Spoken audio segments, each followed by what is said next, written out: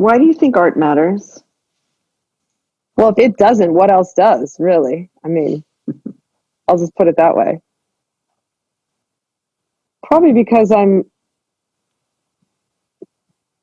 while I like to think of myself as spiritual and interested in culture and tradition and ritual, I'm not really interested in, I'm sort of an earthly creature, I'm not really interested in God or anything like that. So art fulfills all that for me. Like, it's an organizing principle. So yeah, I can't, why does it matter? Like, what the fuck else? If there's no art, like, actually, I'll invoke something I'll tell you a very funny story that answers this question this is going to be a very Talmudic, actually, it's more like the Mishnah, like a very moralistic kind of way I'll tell the story. So one time I did this project in Israel as a young curator.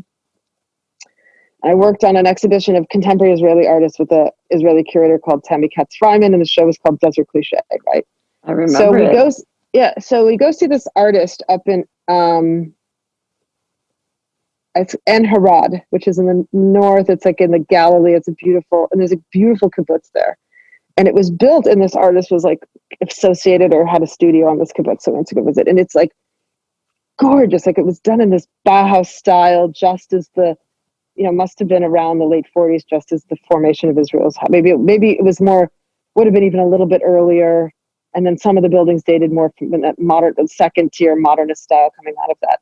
But I believe the kibbutz was formed in the era of Palestine before the British Mandate, not that in 48. So, God, this gorgeous, I can't even believe how beautiful it is. Like, there's not a lot in Israel that's like beautiful exactly. That's not ancient, like, so beautiful. And I was talking to this old woman who had lived on the kibbutz all of her life and had been there forever. And I said, God, it's amazing when the country was under so much strife and so much struggle and hardship that they built this gorgeous Bauhaus art gallery and studio space on this kibbutz.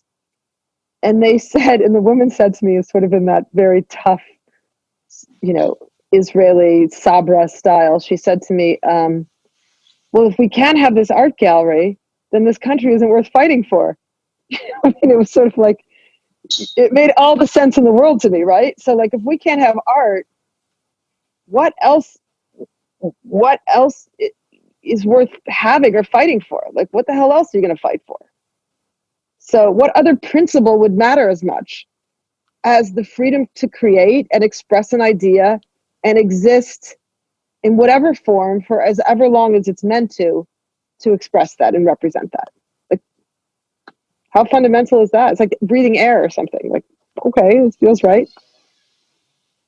I don't know if I've explained it articulately, but that's sort of where I was coming from.